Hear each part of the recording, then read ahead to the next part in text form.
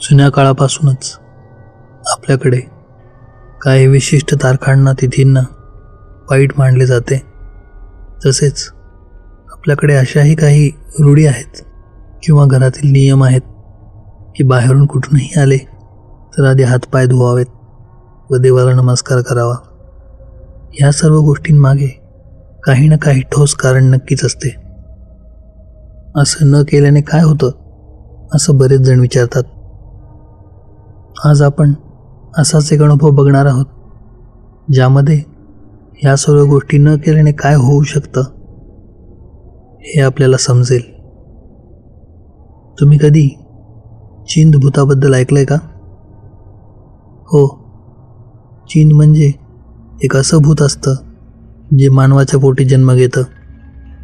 तुम्ही म्हणाल हे कसं शक्य आहे? तर ह्याचं कारण असतं जेव्हा तुम्ही कधी बाहेरून कुठून आलात आणि तुमचा एखाद्या आत्म्याशी किंवा भूताशी संबंध आला आणि तुम्ही घरी आल्यानंतर आपल्या पत्नीसोबत संबंध प्रस्थापित केले, त्यातून जे मूल जन्म घेतं ते चिंद असतं. आज मी तुम्हाला जी कथा सांगणार आहे ती एका सत्य घटनेवर आधारित आहे आणि मला माझ्या आईने ती सांगितली आहे.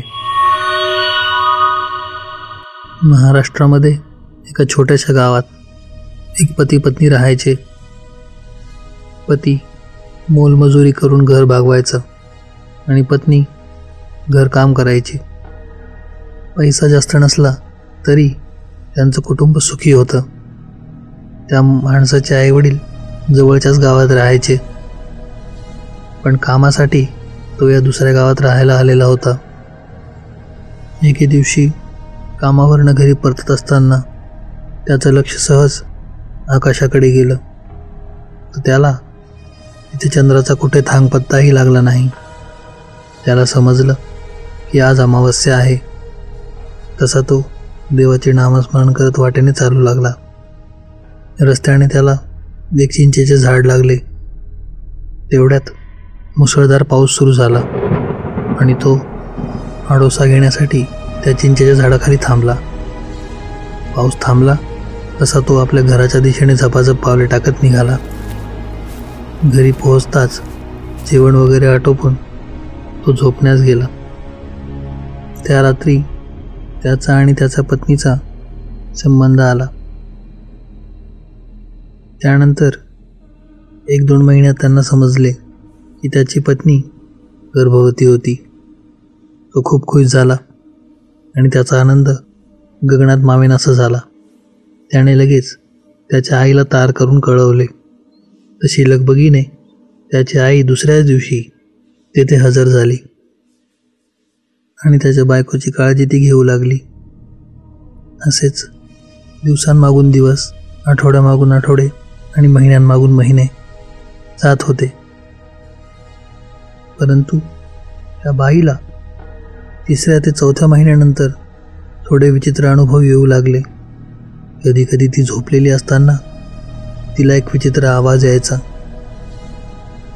मी येतोय. आणि तिला पोटात जोराच्या कळा सुरू व्हायच्या. तिला काहीही समजत नव्हते की एवढा त्रास का होतोय, कारण बाळंतपणामध्ये 3ऱ्या-4थ्या महिन्यामध्ये एवढा त्रास कोणालाही होत नाही. तिला थोडी भीती वाटू लागली होती.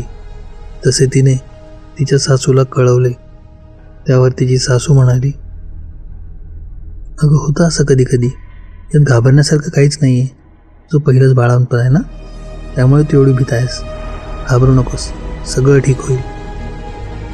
असं म्हणून तिची सासू जेव्हा तिच्या कपाळी देवाचा अंगारा किंवा तीर्थ तिला द्यायची तेव्हा तिचा त्रास अजूनच वाढायचा. त्यामुळे तिच्या सासूने असे करणे बंद केले होते. घरामध्ये असणारे देवाचे फोटोज आणि मूर्त्या तिने काढून टाकायला लावल्या होत्या, कारण तिचं म्हणणं होतं त्या मूर्त्या वगैरे आसपास असताना तिला जास्त त्रास होतो. असेच काही महिने लोटले आणि तो दिवस आला ज्या दिवशी ती बाळंतीण झाली. तिने एका अतिशय गोंडस मुलाला जन्म दिला होता. तो मुलगा खूपच सुंदर होता.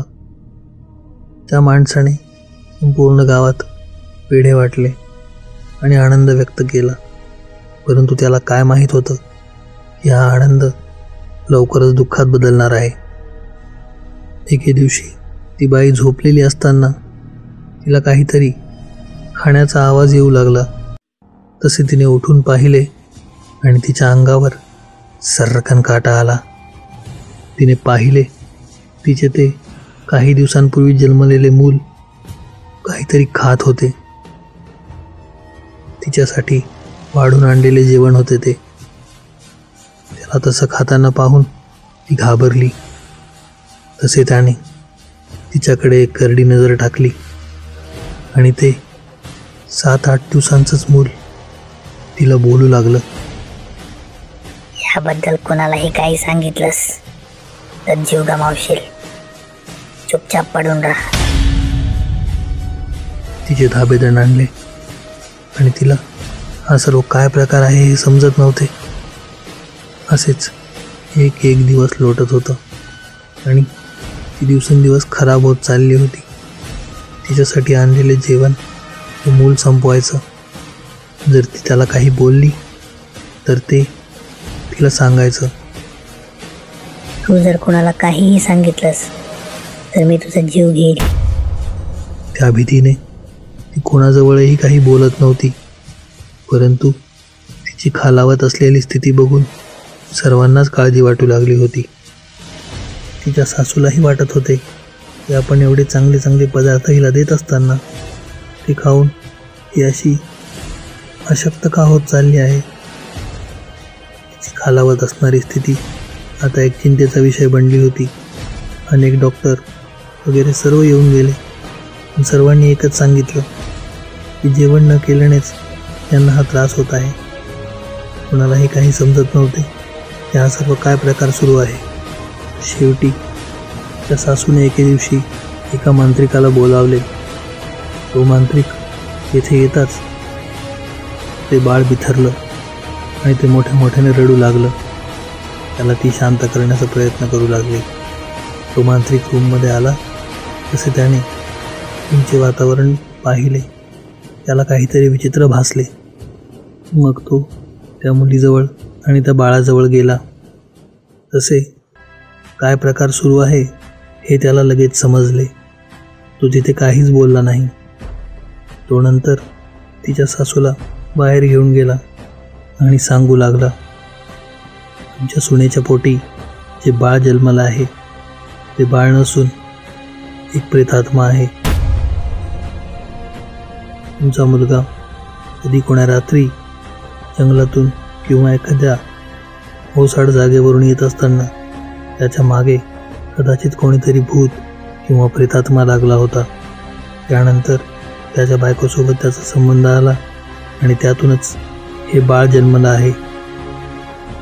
हे ऐकताच त्या बाईच्या डोक्यात जणू मुंग्याचं वारुळच उठलं. ती घाबरली. ती विचारू लागली, यावर काय उपाय आहे? त्यावर तो मांत्रिक म्हणाला, यावर फक्त एकच उपाय आहे. त्या मुलाला संपवावं लागेल. हे ऐकताच ती बाई रडू लागली आणि डोक्याला हात लावून खाली बसली.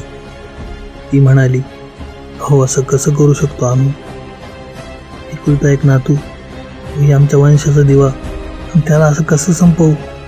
त्यावर तो माणूस म्हणाला, जर तुम्ही असं नाही केलं तर तुमच्या घरात मृत्यूचा तांडव माजेल आणि एक एक करून तुम्ही सर्व संपाल. आत्ता ते बाळ त्याच्या आईच्या जवळ आहे, त्यामुळे ते फक्त तिला त्रास देत आहे. जेव्हा ती या जगातनं जाईल तेव्हा एक एक करून ती तुम्हा सर्वांना संपवून टाकेल. त्या मांत्रिकाचे बोलणे ऐकून ती बाई जाम घाबरली. तिला काहीच समजत नव्हते की आता काय करावे. तिने तिच्या नवऱ्याला आणि मुलालाही सर्व सांगितले. ते सुद्धा फार घाबरून गेले.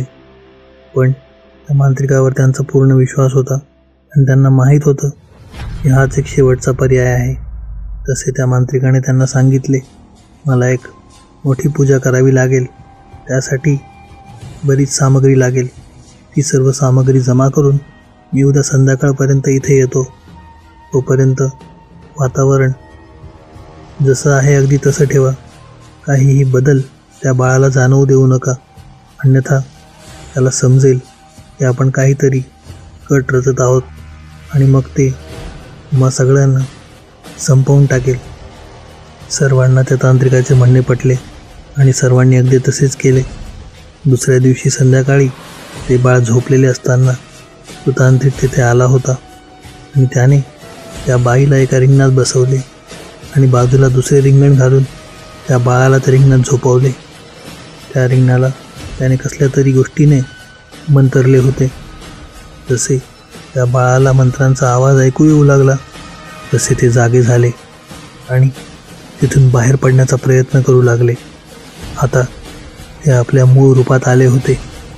डोळ्याच्या जागी फक्त 2 खोबण्या, विचित्र असे सुळ्यासारखे दात, विस्कटलेले केस आणि खूपच भयानक ते बाळ दिसत होते.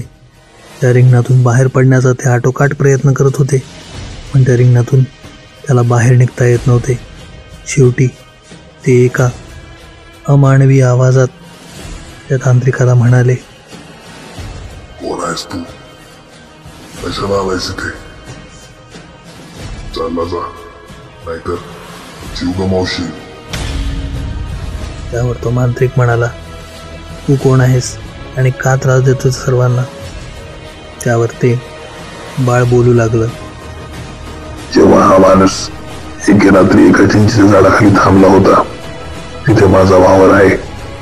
मी त्याच्या मागे मागे त्याच्या घरी गेलो. त्याचा त्याच्या बायकोशी संबंध आला आणि मग माझा जन्म झाला.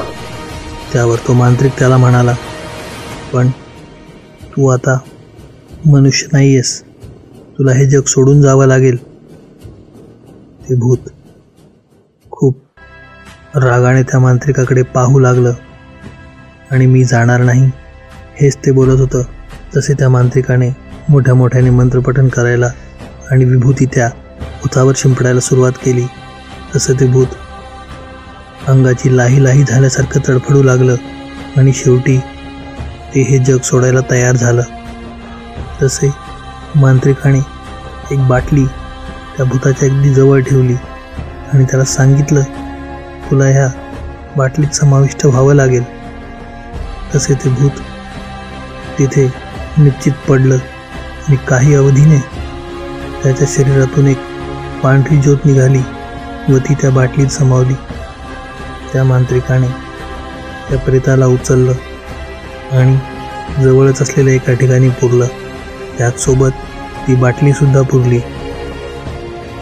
आणि अशा प्रकारे त्या चिंताचा शेवट झाला. ही कथा सत्य आहे की नाही यावर विचार करण्यापेक्षा आपण जेव्हा कधी बाहेरून येता तेव्हा आपल्या मागे कुठली निगेटिव्ह एनर्जी येते की नाही हे तपासत बसण्यात काही तथ्य नाही.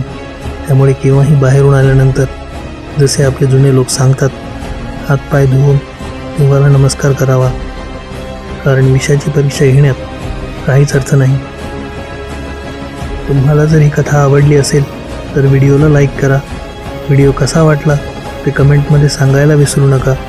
जर आपण या चॅनलवर पहिल्यांदा आले असाल तर चॅनलला सबस्क्राईब करा आणि बेल आयकॉन दाबा, म्हणजे येणाऱ्या व्हिडिओचे अपडेट तुम्हाला भविष्यात मिळत राहतील. त्याचबरोबर हा व्हिडिओ तुमच्या सर्व मित्रांना शेअर करा. धन्यवाद.